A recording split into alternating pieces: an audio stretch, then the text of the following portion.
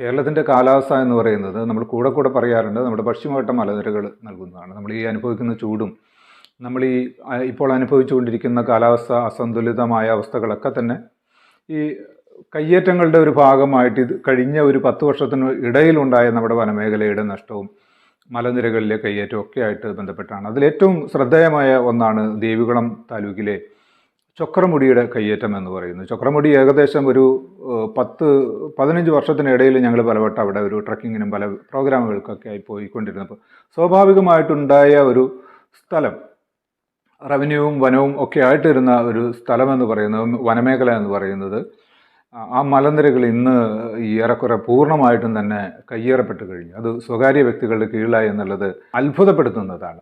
ഏതെങ്കിലുമൊക്കെ ഒരു 3-4 ഉദ്യോഗസ്ഥർ, റവന്യൂ വകുപ്പിലെയും ഫോറസ്റ്റിലെയൊക്കെ ഉദ്യോഗസ്ഥർ വിചാരിച്ചിട്ടുണ്ടെങ്കിൽ നമ്മുടെ ഏറ്റവും പ്രാധാന്യമേറിയ ഈ പശ്ചിമഘട്ട മലനിരകൾ, പൈതൃക ഭൂമിയായ ഈ പശ്ചിമഘട്ട മലകളെയും നമ്മുടെ കാടുകളൊക്കെ ഇതുപോലെ സ്വകാര്യ മാഫിയകൾക്ക് പതിച്ചു കൊടുക്കാൻ കഴിയുമെന്നുള്ള ഒരു ദുരന്തം കഴിഞ്ഞ 10-15 വർഷമായിട്ട് കേരളം വലിയ രീതിയിൽ ഭീകരമായി അനുഭവിച്ചുകൊണ്ടിരിക്കുകയാണ്. അതിൻ്റെ ഏറ്റവും വലിയ ദുരന്തങ്ങളിൽ ഒന്നാണ് ഈ പറയുന്ന ചൊക്രമുടി എന്ന് പറയുന്നത്. ചൊക്രമുടി കേരളത്തിലെ ഏറ്റവും മനോഹരമായ സ്ഥലങ്ങളിലൊന്ന്. അതിൻ്റെ ഒരു പാരിസ്ഥിതിക പ്രാധാന്യം എന്ന് പറയുന്നതും അതിന് മുകളിൽ നിന്നിട്ടുണ്ടെങ്കിൽ ആകാശത്തെ തൊടാൻ കഴിയുന്ന അത്ര മനോഹരമായ ഒരു സ്ഥലമാണത്. അതുപോലെ നമ്മുടെ കാലാവസ്ഥയിൽ ഈ ചൊക്രമുടി ഉണ്ടാകുന്ന സ്വാധീനവും ചെറുതല്ല.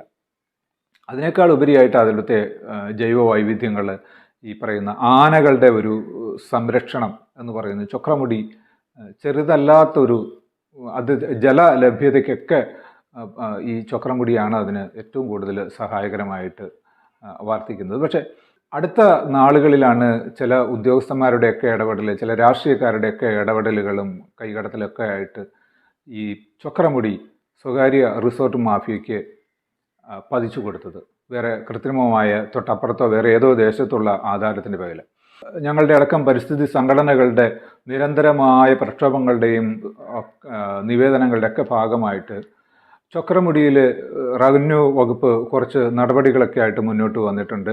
ഏതാണ്ട് 3.25 ഏക്കർ സ്ഥലം തിരിച്ചുപിടിച്ചു, 4 പട്ടയങ്ങൾ റദ്ദാക്കിയെന്നാണ് പറയുന്നത്. ഞങ്ങൾ ആവശ്യപ്പെടുന്നത് 56 പട്ടയങ്ങൾ ഈ പ്രദേശത്ത് അനധികൃതമെന്ന് അടുത്ത റവന്യൂ വകുപ്പ് പരാതിയിന്മേൽ കണ്ടെത്തിയിട്ടുള്ള 56 പട്ടയങ്ങൾ പരിപൂർണമായിട്ടും റദ്ദു ചെയ്യണം. അവർക്കെതിരെ മാത്രമല്ല, ഇതിന് ബന്ധപ്പെട്ട ഉദ്യോഗസ്ഥന്മാർക്കെതിരെയും ഇതിനെ പിന്തുണച്ച ഉന്നത രാഷ്ട്രീയ വ്യക്തികൾക്കെതിരെയുള്ള വളരെ കടുത്ത ശിക്ഷാ നടപടികളുണ്ടാകണം. മേലിൽ ഈ ചൊക്രമുടി കയ്യേറ്റത്തെ ഇതര പ്രദേശങ്ങൾക്ക്, നമ്മുടെ വനമേഖലകളിലെ ഇതര കയ്യേറ്റങ്ങൾക്കൊക്കെയുള്ള ഒരു മാതൃകയാക്കി മാറ്റാനും കഴിയണം. ഞങ്ങൾ കഴിഞ്ഞ ഫെബ്രുവരിയിൽ 20 മുതൽ 23 വരെ ഞങ്ങളവിടെ ഒരു കൺവെൻഷൻ സംഘടിപ്പിച്ചിട്ടുണ്ടായിരുന്നു. ഗ്രീൻ പീപ്പിൾ, പരിസ്ഥിതി സംഘടനയായിട്ടുള്ള ഗ്രീൻ പീപ്പിൾ. ഞങ്ങൾ ആവശ്യപ്പെട്ടതും ഈ ചൊക്രമുടിയുടെ സംരക്ഷണവും കയ്യേറ്റ ഒഴിപ്പിക്കലൊക്കെ ആയിട്ടായിരുന്നു. കുറച്ച് സർക്കാർ ഉദ്യോഗസ്ഥരുടെ സഹകരണം, നിസ്സീമമായ സഹകരണം ഞങ്ങൾക്ക് ലഭിച്ചു എന്നുള്ളതാണ് കാര്യം. അപ്പോൾ ഇത്തരത്തിലുള്ള ചില സഹകരണങ്ങളൊക്കെ തന്നെയാണ് നാടിനെ നിലനിർത്തുന്നതും ഈ നാടിനെ തീരെ അധോഗതിയിലേക്ക് മാറാതെ നമ്മുടെ പച്ചപ്പുകളൊക്കെ ഇന്ന് നിലനിർത്തിക്കൊണ്ട് പോരുന്നത്. അതുകൊണ്ട് അത്തരം ആളുകൾക്ക് നമ്മൾ ഉറപ്പായിട്ടും നമ്മുടെ പിന്തുണ കൊടുക്കുകയും നമ്മുടെ പ്രകൃതിയും നമ്മുടെ പരിസ്ഥിതി എന്നൊക്കെ പറയുന്നത് നമ്മൾ തന്നെയാണെന്നും നമ്മുടെ വരും തലമുറ നമ്മുടെ മക്കളെ സംരക്ഷിക്കുന്ന പോലെ സംരക്ഷിക്കാൻ ആഗ്രഹിക്കുന്നത് ഉണ്ട് എങ്കിൽ അതിൻ്റെ അടിത്തറ എന്ന് പറയുന്ന നമ്മുടെ പ്രകൃതിയും നമ്മുടെ കാലാവസ്ഥയൊക്കെ സംരക്ഷിക്കുന്ന ഈ പശ്ചിമഘട്ട മലനിരകളാണെന്നും അവയുണ്ടെങ്കിലേ ഉള്ളൂ എന്നുള്ള ഒരു ബോധവും നമുക്കുണ്ടാകേണ്ടതാണ്. അല്ലാതെ പ്രകൃതിയോടും മൃഗങ്ങളോടും യുദ്ധം ചെയ്തുകൊണ്ട് മനുഷ്യന് ഏറെക്കാലം മുമ്പോട്ട് പോകാൻ കഴിയില്ല.